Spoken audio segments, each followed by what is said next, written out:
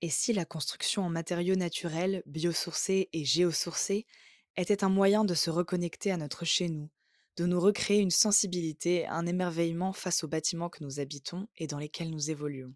On parle dans ce podcast plus précisément du matériau paille, dans une discussion entre Frédéric Tribalo de Dixit et Volker Ehrlich, cofondateur du collectif Paille. Cette discussion se tient dans un restaurant où nos deux protagonistes ont partagé un repas. Nous nous excusons donc pour le bruit ambiant. Bonne écoute. Une ville en pleine expansion. Les transitions à mener s'accumulent, l'énergie, l'agriculture, les mobilités. Monsieur l'administrateur délégué, vous êtes chargé de l'attribution et de la répartition des logements. Comment la situation se présente-t-elle? C'est une contribution au débat sur l'artificialisation des sols et les questions d'étalement urbain. On a privilégié la machine, la matière et l'énergie par rapport à l'être humain. C'est pour ça qu'on ne recycle pas bien les téléphones. And then perhaps the defining trend of the 21st century is population growth. On a une responsabilité sur l'épuisement des ressources et une responsabilité sur la perte de biodiversité. Chaque échec va permettre la prochaine fois de faire mieux et chaque échec est autant instructif qu'un succès. Des projets d'urbanisme qui sont indispensables du fait d'une circulation toujours plus intense. Ce plan est un plan que le public notait peut bien voir. Il s'agit du plan de sauvegarde dedans. Si on est une grande part du problème, on est forcément une grande part de la solution. On va peut-être couler moins de béton et miser plus sur l'intelligence et finalement changer de matière grise. Bonjour Volker, tu es architecte associé à l'agence Très Vivant, fondateur du collectif Paille et enseignant à l'école d'architecture Paris-la-Villette. La première fois que je t'ai entendu, c'était pendant un séminaire de Novavide à Nantes. C'était sur la construction durable, notamment des Pays de la Loire. Et tu avais marqué les esprits en insistant sur les stéréotypes et les craintes infondées que pouvait avoir le monde de la construction sur les matériaux biosourcés. Avant de parler plus précisément de tes projets, est-ce qu'on peut revenir sur ce que tu entends par matériaux biosourcés ? Oui, bonjour.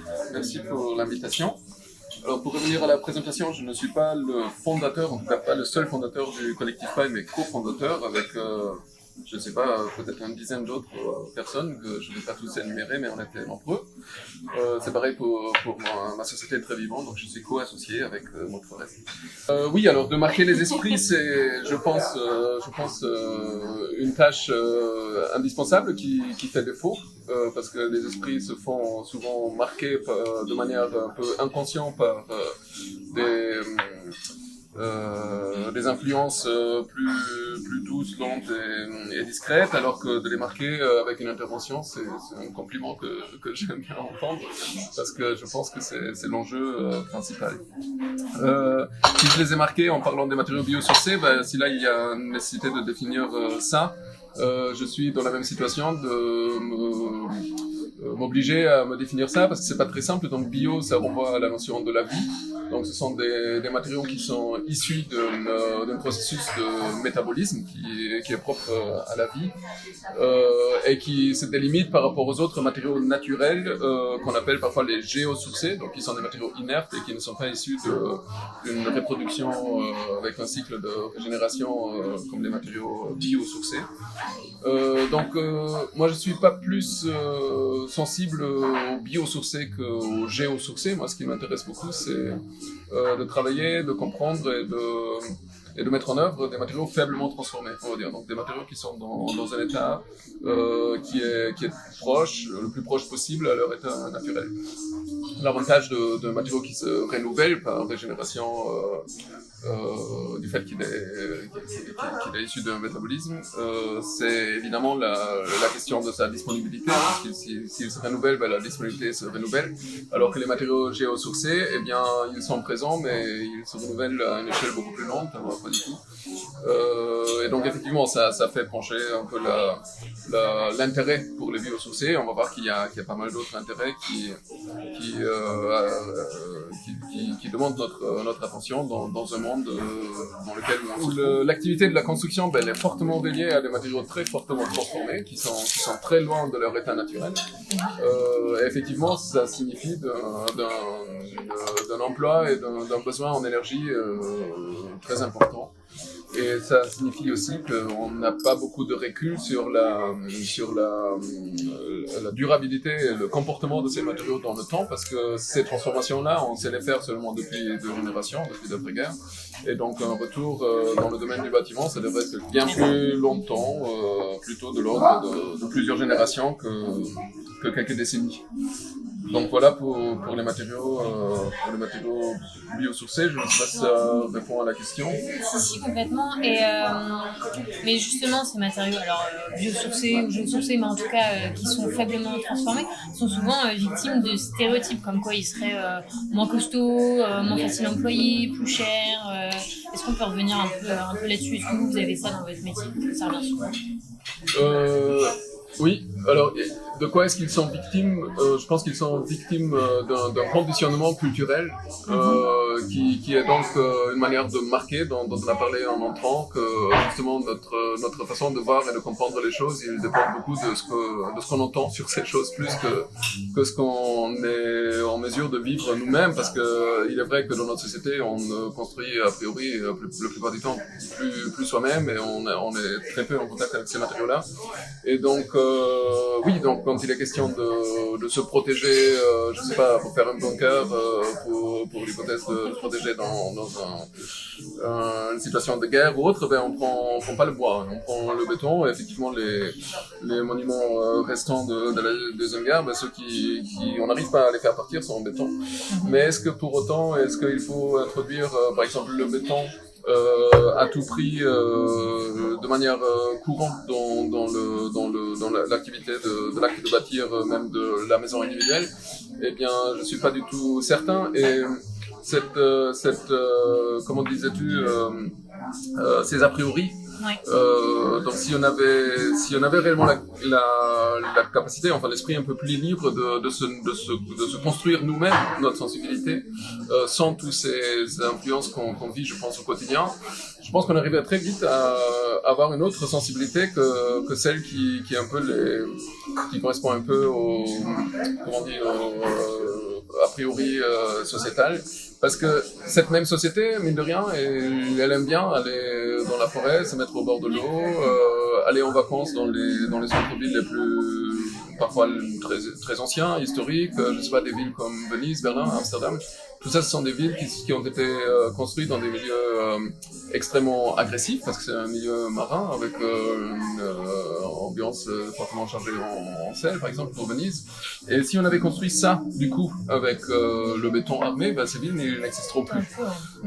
Parce que l'avantage et la capacité de ces matériaux naturels, c'est justement de pouvoir mettre en œuvre leur apprentissage qu'ils ont eu, eux, pendant plusieurs millions d'années. Ben, pour le bois, par exemple, on va les forêts coloniser les terres il y a 400 millions d'années.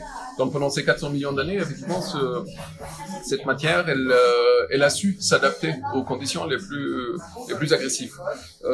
Et là, on revient un peu à ce qui a été dit tout à l'heure, les matériaux fortement transformés, on peut pas du tout avoir cette certitude. Avec le béton, on a la certitude qu'il est beaucoup trop rigide pour pouvoir résister à un sol qui bouge, à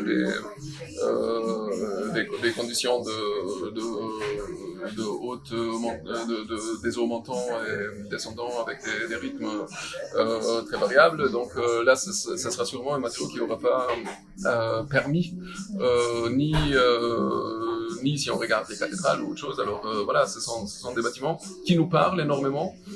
Et de ce fait, je dirais, oui, on n'est pas sensible. Je suis pas sûr qu'on soit pas sensible. Après, on est conditionné ou on vit des a priori, mais ces a priori-là, est-ce que ce sont les nôtres ou est-ce que ce sont des intérêts de certains qui nous conditionnent et qui nous habituent à ces choses-là? Parce que pour l'instant, en tout cas, j'ai pas l'impression que ce sont réellement les nôtres. Aussi long dans la pause à midi, quand je vois mes collègues se mettre au bord du canal, ben j'ai encore l'espoir que nous, on a d'autres sensibilités encore que vouloir se retrouver dans un milieu scellé, bétonné, fermé de partout.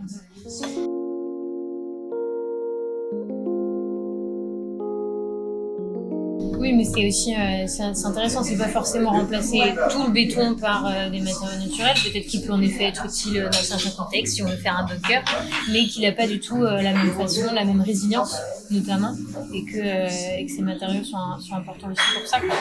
Et dans tous ces matériaux naturels ou biosourcés, on les utilise pas pour la même chose, on l'utilise pas, enfin il n'y a pas toujours le même renouvellement de certains, mais surtout ils sont pas tous locaux, la plupart, enfin en tout cas ils sont pas, selon les territoires, il y en a qui sont plus accessibles que d'autres. Toi tu travailles notamment avec le matériau paille. Est-ce que tu peux revenir là-dessus sur ces avantages spécifiques, mais aussi les conditions de sa mise en œuvre? Oui, bon, on peut très rapidement essayer de faire cet exercice-là. Donc, effectivement, je suis allemand et souvent, ce qu'on me dit, mais comment t'es atterri ici en France alors que tu t'adresses pour la construction dite écologique, alors que là-bas vous avez une avance je sais pas, de 20 années, peut-être que ça a augmenté depuis. Mais donc là où il y a effectivement un peu plus de patrimoine, de savoir-faire et de retour d'expérience dans le domaine de la construction, c'est la construction en bois de paille. Et il y a plusieurs raisons à ça. Donc, une des raisons, c'est que la France, elle a quand même une production céréalière importante, relativement importante. On est comparaison de niveau de l'Europe de l'Occident, qui est pour l'instant stable et qui a fait qu'il y a aussi un patrimoine historique, qui se compte dans plusieurs milliers. Donc là, on n'en a pas les chiffres exacts, mais ça doit être potentiellement plus que 10 000 bâtiments existants en bois de paille, dont la plupart de ces bâtiments ont été construits justement par les agriculteurs eux-mêmes qui ont mis en œuvre ces bois de paille, un peu comme historiquement, parce que le début de la boîte de paille, c'était justement des colons qui commençaient à habiter le Nebraska, donc le centre du continent américain, où ils ne trouvaient pas ou très peu d'autres plantes, arbres ou matières fibreux, et leur raison de venir d'occuper ces terres, c'était justement pour la culture céréalière. Donc une fois ils construisaient d'abord leur maison en motte de terre, donc ils extraient la terre en blocs qu'ils superposaient, et une fois que cette centralisation, donc industrialisation quasiment au début des industrialisations de l'agriculture américaine, se concentrait au centre de l'État, alors qu'on est encore au 19e, donc dans une société qui monte sur cheval, et donc il y a un besoin très important en litière, la question se posait comment faire que cette production secondaire, donc la tige des céréales, donc la paille, puisse être employée là où il y a la concentration importante en population, donc sur les côtes, sur les rives du continent. Et cette question-là, puisqu'il y avait un vrai besoin d'avoir de la paille pour les litières sur les côtes, elle motivait le fait de compresser la botte. De compresser la paille, pour en faire des bottes, donc un matériau qui se transporte et qui s'exporte, enfin qui se transporte de manière plus économe, transporter moins d'air et plus de matière, donc ça veut dire densifier la matière. Et c'est comme ça qu'on a vu à partir des années 1870 des premiers essais où il y a des presses de vigne qui ont été détournées pour presser la paille et autres façons de faire. Et qui a fait que c'est aux États-Unis où la botte de paille en tant que telle est née, et aussi la construction en botte de paille est née, parce que si ces bottes ils ont été stockées en attendant justement le moyen de transport, c'était sûrement suffisamment de temps pour qu'en plein été, qui est la période de moisson, on a pu se rendre compte que dans cet environnement où on stockait ces boîtes de paille, qui étaient certainement pas aussi monumentales que les murs en boîte de paille qu'on voit aujourd'hui dans les autoroutes ou des routes, mais pour autant, c'était suffisamment présent que l'effet d'atténuer la chaleur, donc apporter une fraîcheur, et surtout en période froide de maintenir la chaleur à l'intérieur de ces ouvrages, se faisait ressentir. Et donc du coup, le transfert de la question qui se posait, pourquoi pas prendre certains de ces là pour construire avec. Donc moi j'imagine en tout cas de cette manière-là l'histoire qu'on a commencé à construire en boîte de paille, puisque on voit très bien qu'après le procédé constructif, il correspond exactement à procédé constructif de construire en boîte de terre. Oui. Et quand on voit les premières images, donc c'était aussi pas aussi simple qu'aujourd'hui de faire une photo, mais ceux qui se sont faits à l'époque, on voit effectivement avec beaucoup de fierté les familles assis à côté ou sur ces bâtiments même, qui correspondent justement à cette capacité d'avoir transféré une compréhension de la qualité matérielle pour un usage intelligent pour laquelle elle n'était pas prévue initialement. Et donc en France aujourd'hui, certes, les choses ne se passent plus de cette manière-là, mais ça n'empêche pas que vu qu'il y a tant de paille produite annuellement. Il y a eu beaucoup de constructions de part de ces agriculteurs-là qui souvent ont été faites de manière un peu simple et je pense que la plupart du temps sans aucune déclaration. C'est une des raisons pour lesquelles on n'a pas les chiffres exacts. Mais ça fait quand même qu'il y a un retour d'expérience important et ça explique aussi l'autre facteur dont tu as parlé, c'est-à-dire la proximité de la matière. Donc aujourd'hui en France, il me semble plus que 50% de l'ensemble des bâtiments, selon les enquêtes qu'on a pu faire, où la paille elle provient d'un rayon inférieur à 50 km. Donc ça, c'est quelque chose où c'est difficile de trouver un autre matériau. C'est un peu imbattable. Voilà. Là-dessus, effectivement, il est vrai que peu importe où on se situe en France, et c'est assez symptomatique que même ici en Île-de-France, c'est quand même une région très très productrice en céréales. Et donc nous, effectivement, les bottes avec lesquelles on travaille, des fois elles viennent de la Basse-Normandie, mais on a aussi fait venir, mais bon, on n'était pas toujours dans les 50 km, mais en dessous de 100 toujours. Et tous les autres matériaux sur le chantier, alors sans exception, impossible de savoir combien de fois ils ont parcouru combien de pays. Et très probablement ils en ont parcouru pas mal. Et ça vaut aussi pour les isolants qui sont des fois vus du point de vue un peu concurrentiel à la paille, que ce soit la fibre de bois ou la fibre de chanvre ou quoi, parce que ces matériaux-là, souvent ils sont même récoltés dans un pays, collés dans un autre, séchés dans un troisième pour revenir par ici. Et donc ça c'est difficile à retracer, même les fabricants ne sauront pas toujours retracer les chemins, alors qu'avec la paille, quand on connaît l'agriculteur qui l'a fait cultiver, qui l'a fait presser et où on l'a cherché, il n'y a pas trop de doute, au moins du produit final. Après, d'où vient le tracteur, d'où vient l'énergie et d'où vient des pesticides, c'est une autre question.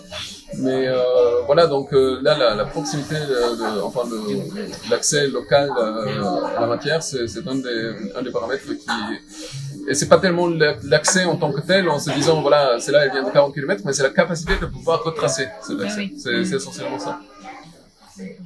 Est-ce qu'il y a une autre partie dans la question? Oui, mais alors on va peut-être en parler en même temps que je dis dans quelles conditions on peut la mettre en œuvre, mais peut-être qu'on peut parler aussi des exemples directement de ce que toi tu fais à la fois en neuf que plutôt sur la maison individuelle, mais aussi en rénovation. Voilà. Ça va être un bon, opérationnellement, comment ça se passe concrètement, oui. Comment tu l'utilises. Oui, ça me revient, tu avais posé la question, quelles sont les contraintes à la fois ses avantages, mais aussi ses contraintes. En effet. Tout à fait. Donc, oui, donc il y a effectivement à veiller quand on construit avec la botte de paille à l'eau. Parce que la botte de paille, il faudrait qu'elle reste sèche. Il faudrait qu'elle reste sèche pour une raison principale et qui est de ne pas la rendre nutritive. Donc si la paille elle fonctionne très bien en tant que litière, c'est qu'elle est très peu, voire pas nutritive pour les animaux par exemple. Et donc ils vont pas la bouffer. Ça arrive aux chevaux de les mâcher, mais voilà, ils la digèrent pas. Et donc ça vaut aussi pour les insectes, pour les champignons, mais à condition qu'elle reste sèche, donc qu'elle reste sec. Donc il y a une exigence de maintenir et de contrôler un niveau d'humidité relatif qui doit rester inférieur à 20%. Et je dirais à partir du moment qu'on arrive à assurer ça, tout en ayant des bottes de qualité, et par une botte de qualité, j'entends qu'elle a un minimum de densité dans un premier temps, et puis une géométrie suffisamment plane et correcte, parallélépédique. À partir de ce moment-là, il n'y a pas tellement de contraintes, mais cette contrainte-là de la garder au sec, elle est forte. Parce que ça veut dire aussi qu'après la moisson, quand il pleut, c'est peut-être pas la paille qu'il faut presser. Ça veut dire aussi que sur chantier, si la paille elle est à nu sur chantier et ne pas protégée, il va falloir veiller à ce qu'elle soit protégée en permanence. Et avant qu'elle soit protégée pour du vent, avec la finition du bâtiment, il faudrait aussi veiller à chaque instant qu'elle ne se prenne pas de l'eau, ou si elle se prend un peu de l'eau en surface, que cette eau puisse être évaporée avant avant la finition de ce poêle de mur. Et donc le loup qui souffle, le feu, les rongeurs, tout ça, ce sont pas vraiment des points faibles, parce que bon, le loup, moi pour l'instant je l'ai pas vu. Le loup dans notre monde, c'est plutôt d'autres acteurs. Donc il existe bien ce loup, mais bon, c'est plus Qui peut lui. souffler sur la maison. Il ne se présente plus en personne, voilà, du conte fait, mais il se manifeste dans d'autres acteurs. Mais après, concrètement, dans le milieu biologique, dans les rongeurs, donc à partir du moment que la botte elle a une densité de 80 kg au mètre cube, qui est la densité qui est exigée par les règles Popeye, eh bien, les rongeurs ne peuvent plus entrer. C'est une résistance mécanique trop importante. Et pour le feu, c'est pas très différent. Le feu, il avance, il se propage pas dans une botte de paille qui a cette densité-là, parce qu'il y a très peu de présence d'oxygène. Donc l'image qu'on peut se faire d'un incendie d'un mur en botte de paille, c'est un avancement très très lent du feu, parce qu'il y a absence d'oxygène. Et ça correspond un peu à ce qu'on trouve dans le bois. Donc certes, il y a l'alimentation en oxygène à la surface où il y a la flamme lèche, mais à l'intérieur, il n'y a pas d'oxygène disponible. C'est comme si vous voulez brûler un annuaire en téléphone, c'est pas possible. Donc là-dessus, on est tranquille, et puis les tests en laboratoire un peu qui se démultiplent, parce que bon, des fois on est contraint à reprouver ce qui a déjà été prouvé souvent, démontre très bien qu'il n'y a pas vraiment autre facteur à veiller. Et à partir du moment où si on veille à ça, de mon point de vue, la liberté, elle est la seule limite à la liberté, c'est celle de l'imagination du concepteur. Donc on peut construire son effort, mais dans les typologies et les usages qu'on veut ou qui sont commandés. C'est pas parce que la botte, elle, c'est un parallélipède que le bâtiment doit l'être. Loin de ça, on a prouvé à plusieurs occasions et plusieurs projets qu'on peut très bien construire aussi bien en plan qu'en coupe, avec des formes rondes et autres. Et puis par rapport à l'étendue du bâtiment, donc oui, il y a un bâtiment R+8 qui a été construit à Saint-Étienne. On a isolé un immeuble parisien R+7, et puis la paille même. Sans autre structure qui descend les charges, on a par exemple construit un bâtiment R+1, donc du coup on est dans la dimension de la maison individuelle, où la paille tout seul, et là par contre j'ouvre le volet sur une autre notion de construire avec la botte de paille, c'est ce qu'on appelle la paille structurelle, où là l'ensemble des charges qui résident dans un bâtiment. S'il y a un niveau central, c'est par exemple les charges de ce niveau. S'il y a la toiture, le pont, la neige, le mobilier et les personnes, tout ça, ce sont des charges qu'il va falloir descendre dans les fondations. Et donc, quand on parle de la paille structurelle, c'est effectivement que la paille qui assure cette fonction-là, la fonction de la structure.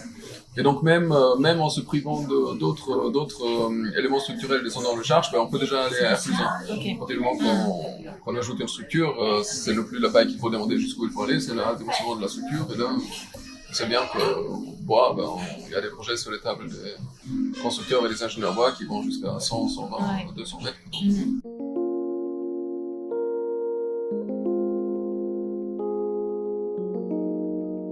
La paille, elle suivra parce qu'elle sera accrochée dedans. Oui, mais elle peut se mélanger en effet tout à fait avec ce matériel. Et donc, tu es cofondateur du collectif Paille. Est-ce qu'on peut revenir un peu là-dessus? Quelles sont vos missions? Et puis, est-ce que ça va aussi avec un développement de filière un peu plus, je sais pas si c'est conséquent, local, enfin voilà, est-ce qu'on peut revenir un peu là-dessus aussi? Oui, alors le collectif Paille, il a vu le jour en tant qu'association en 2015. Ou tout début 2016 peut-être. Et l'idée principale, c'était d'avoir une entité régionale pour avoir une entité représentative de l'enjeu de la construction en boîte de paille, parce que bon, comme les enjeux politiques, ils sont eux aussi hiérarchisés au niveau national, régional, local et autres. Rien que si on pense au volet des finances, il y en a certains qui existent sur le niveau régional, et s'il n'y a pas un répondant régional qui peut défendre ou faire la demande de ces subventions, eh bien on passerait à côté. Et donc après, est-ce que qui sont les fondateurs? Donc c'est vrai qu'ici en Ile-de-France, on est pas mal de concepteurs prépondérants. Aussi bureau d'études, que ce soit structure ou bureau d'études plus. Et malheureusement un peu L'artisanat se fait un peu attendre pour l'instant dans ce groupe-là. Mais bon, il est vrai qu'ici en Paris, il y a énormément d'écoles d'architecture, il y a énormément d'agences d'architecture, donc il y a aussi une raison qui réside là-dedans de la paysage, tout simplement de l'économie de la construction qui est prépondérant dans la construction ici. Après, donc on avait aussi des acteurs de la production en plâtre, donc il y a Vieux-Jour Plâtrerie qui est cofondateur. Et puis on a quand même des artisans ou même des jeunes architectes qui se convertissent en artisans. Et donc c'est là où ça fait plaisir de voir que un des effets de cette mouvance, de cette voix qui porte le collectif peut aussi justement être de rassembler ces personnes-là et de clarifier un peu où sont les besoins et quelles sont les différentes voies potentiellement entamables pour remédier à des besoins qui parfois peuvent être locaux. Voilà, donc le collectif, donc il est effectivement un représentant au niveau régional du réseau français de la construction en bois de paille, le RFCP, qui lui de son côté il est acteur par rapport aux réglementations. Historiquement, bon, c'est le RFCP qui a sorti ces règles ProPaille dont j'ai parlé tout à l'heure, qui sont sorties en 2011 depuis 2012. Et qui aujourd'hui constitue une base fiable pour pouvoir assurer, mais aussi pour pouvoir propager, diffuser ce savoir-faire et de savoir dans le détail comment construire, parce qu'il ne suffit pas de dire voilà, je prends plutôt une botte qu'un panneau de fibre de bois. Il y a certains retours d'expérience qui sont compilés dans ces règles pro et qui sont donc un document très précieux pour permettant de diffuser ce savoir. Donc nous, au niveau du collectif, on a pu faire depuis 2015, donc là ça fait 7 ans déjà, beaucoup d'actions dans ce sens-là. On a accueilli des étudiants d'architecture sur des chantiers pédagogiques qu'on a co-organisés. On organise des visites de chantier. Il y a eu des rencontres nationales, donc qui sont des rencontres qui tournent, et donc on les a accueillis en 2017 sur Paris. Et là, il y en a une autre organisation qui est en cours pour les accueillir. Donc oui, on a, je pense, quand même eu la chance de aussi avoir de l'énergie disponible parmi les représentants de ce réseau pour agir dans le sens de se faire entendre sur les intérêts de construire avec le bois de paille. Je voudrais revenir un peu sur cette notion à la fois de matériaux, mais aussi d'humain, de collectif. Est-ce que finalement, travailler des matériaux plus naturels, plus sourcés, c'est aussi ramener un peu de bien-être dans les chantiers, dans le sens où voilà, on touche ce qu'on est en train de faire, on a l'impression d'être peut-être plus compétent, d'avoir les capacités, et de le faire en plus avec des gens qui sont aussi sensibilisés à un sujet. Est-ce que voilà, ça ramène un bien-être, un certain équilibre de nouveau à ce type de chantier?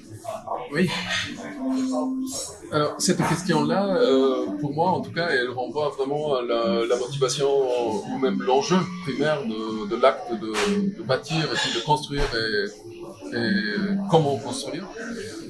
Et même pourquoi construire. Et je pense qu'il y a une notion dans cet émerveillement de composer, d'assembler des matières pour en faire un espace fermé, pour entrer dedans, pour être dedans et dehors, qui s'est beaucoup perdu, qui est un peu l'émerveillement qui émane de ces espaces-là, et qui devrait nous toucher, qui devrait nous parler. Donc si vous entrez dans une architecture, je dirais, digne de ce nom, eh bien c'est pas uniquement l'espace que vous pouvez mesurer en disant voilà, là je suis dans une pièce de 20 mètres carrés, après il y a une de 10, mais la pièce elle exprime quelque chose de plus, indépendamment des choses facilement mesurables et quantifiables. Et donc ce plus, donc cet émerveillement, cette dimension poétique, qui est certes résultante de la technique et de la matérialité et de la bonne application de ces paramètres-là, eh bien c'est l'essence même de l'exercice architectural, et je dirais même, et surtout de plus en plus même, ça devrait être l'enjeu principal, parce que si aujourd'hui On sent très bien que pas uniquement les acteurs dans le bâtiment, pas uniquement les artisans qui sont de plus en plus des poseurs, ou des usagers qui se posent de moins en moins ces questions-là, mais aussi les décisionnaires politiques, aussi les formateurs, donc les professeurs et tout ça. Il y a comme s'il y avait une perte de lien avec cette dimension, avec l'émerveillement, avec la divinité, oui, je dirais la métaphysique de cette physique, voilà, la sensation qui peut nous interroger sur pourquoi et comment.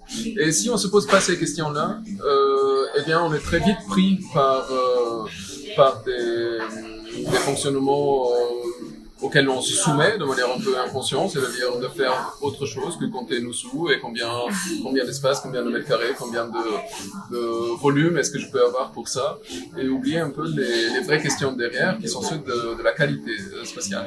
Et donc, est-ce que ces matériaux naturels-là, ils peuvent avoir leur rôle là-dedans? Eh bien, c'est essentiellement eux qui vont pouvoir nous rappeler de cette richesse infinie naturelle, puisque effectivement, si je sors une plaque préfabriquées en béton ou en polypropylène ou autre, ils se ressemblent l'une comme l'autre, parce que cette plaque-là, elle est parfaitement isotrope, elle se comporte de manière égale dans tous les sens, parce qu'elle sort d'une ligne de fabrication où chacun des entités qui est sorti par une presse ou par un élément qui extrue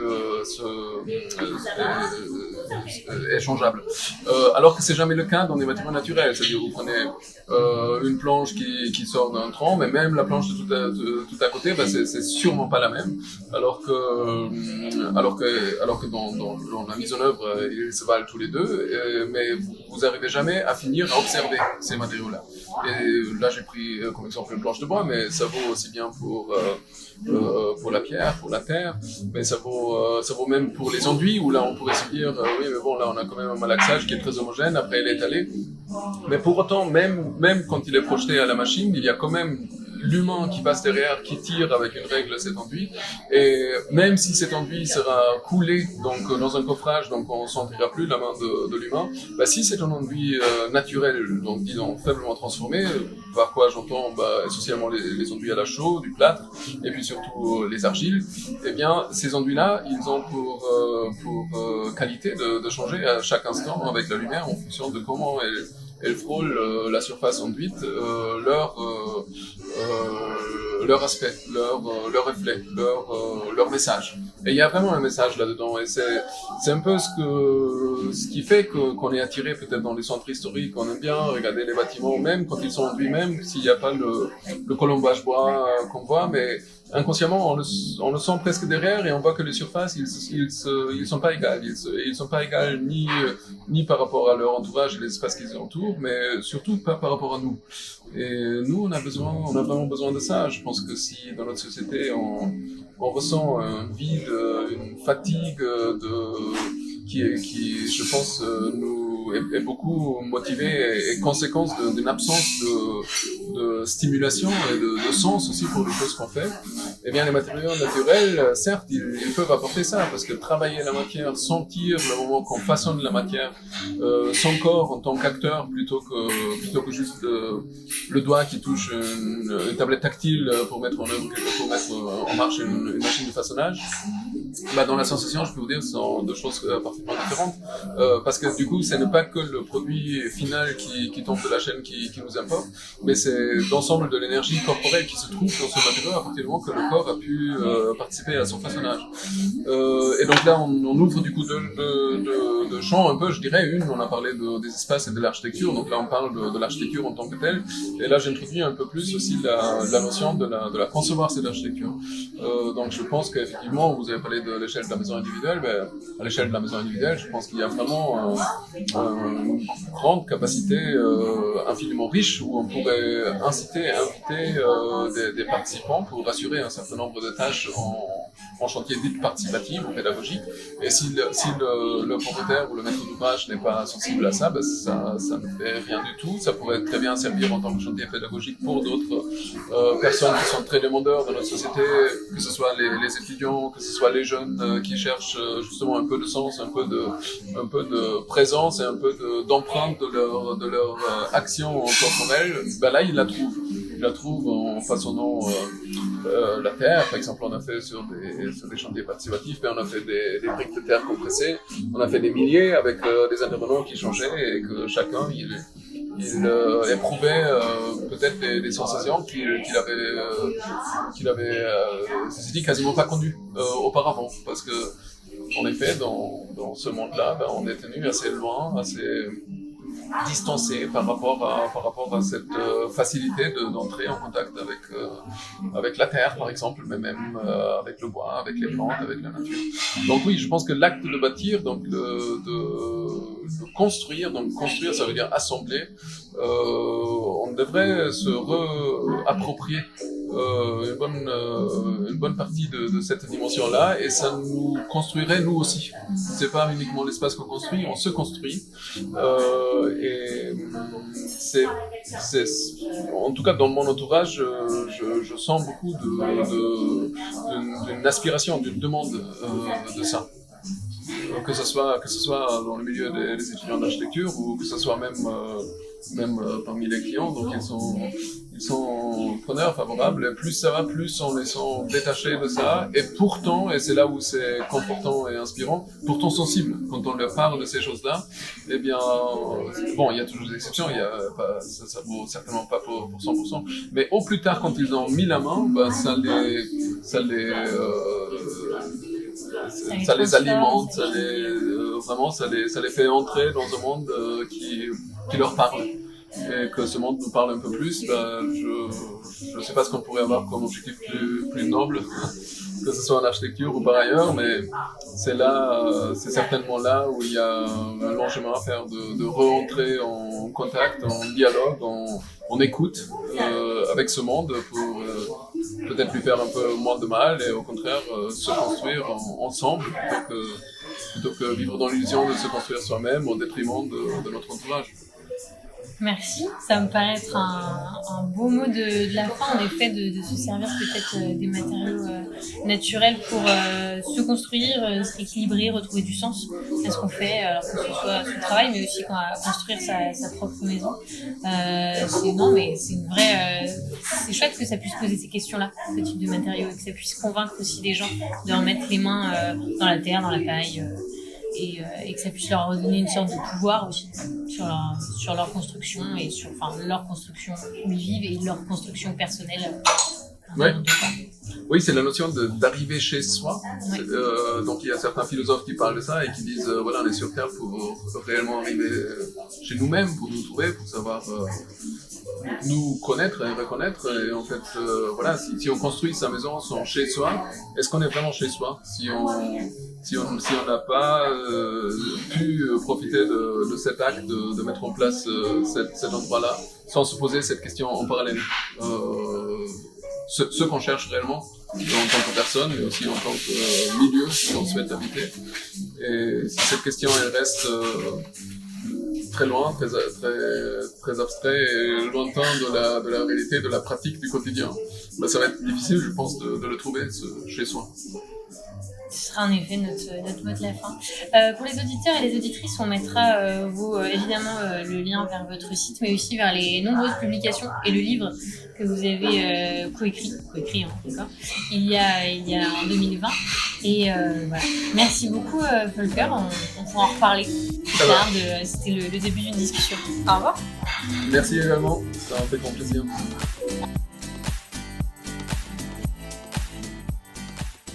Merci à Volker Ehrlich pour cet éclairage sur la construction paille et un retour à soi dans la fabrique de notre chez nous. Retrouvez d'autres pionniers qui refont la ville en vous abonnant à notre newsletter ou sur le site dixit.net. À bientôt!